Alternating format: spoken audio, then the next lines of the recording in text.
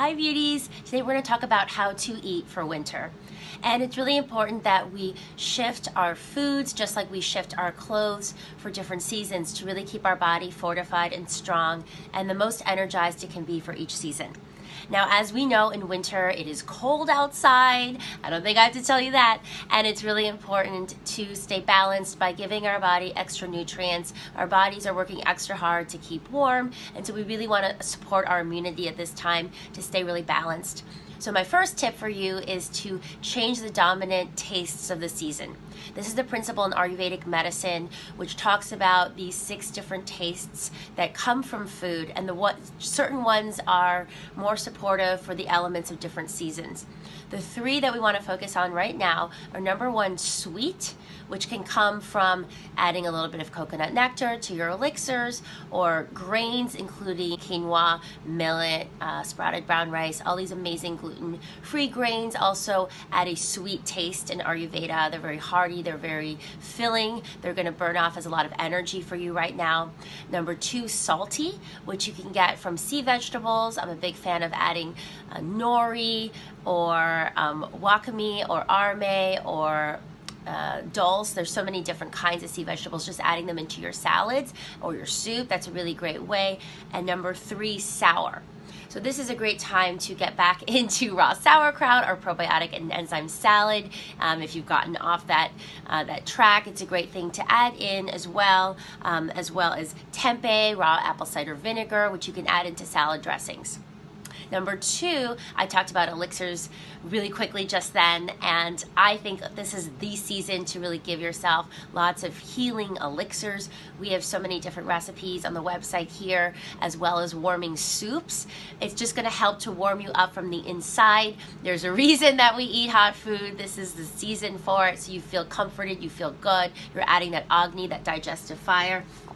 I also want to mention, if you haven't yet pre-ordered your copy of my new book, which is called Recipes for Your Perfectly Imperfect Life, I earmarked this page for you with my hair tie right here because I thought this would really fit well. It's called the Chickpea Stew with Pistachio Pesto.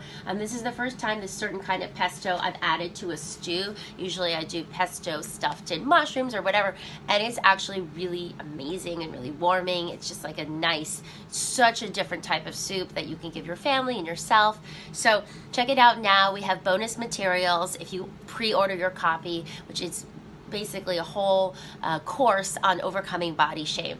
So you can pre-order right here on the book page. You can click on the link. I'm so excited to share this book with you. I think it's the best one.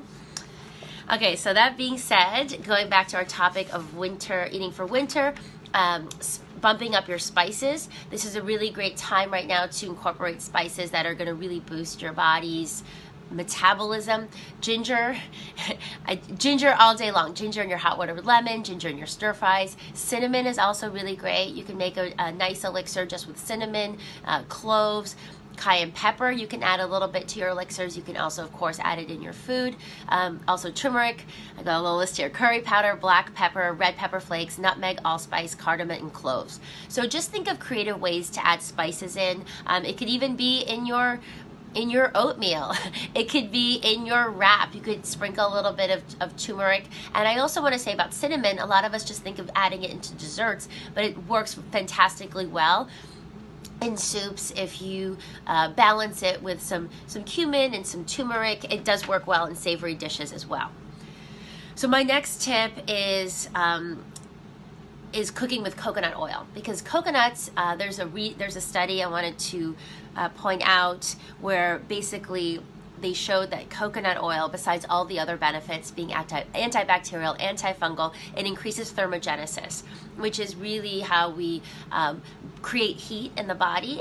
Coconut oil is metabolized in a different way than other oils. It's stable, it stays at a high smoke point. It's great for use in baking, it's great for use in stir fries and different sorts of recipes like that. So now is the season where you want to add a little bit more coconut oil versus cooking just with vegetable broth or not using any oil. This is the season to add a little bit more. Your body could utilize it, and again, it will increase your thermogenesis in your body.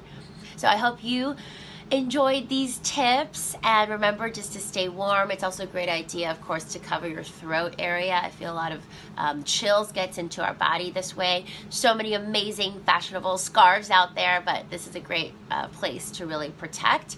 So go out, get some fresh spices if need be. Look at different recipes, pre-order your copy of Recipes for Your Perfectly Imperfect Life, and I will see you back here very soon. Take care, stay warm, and lots of love.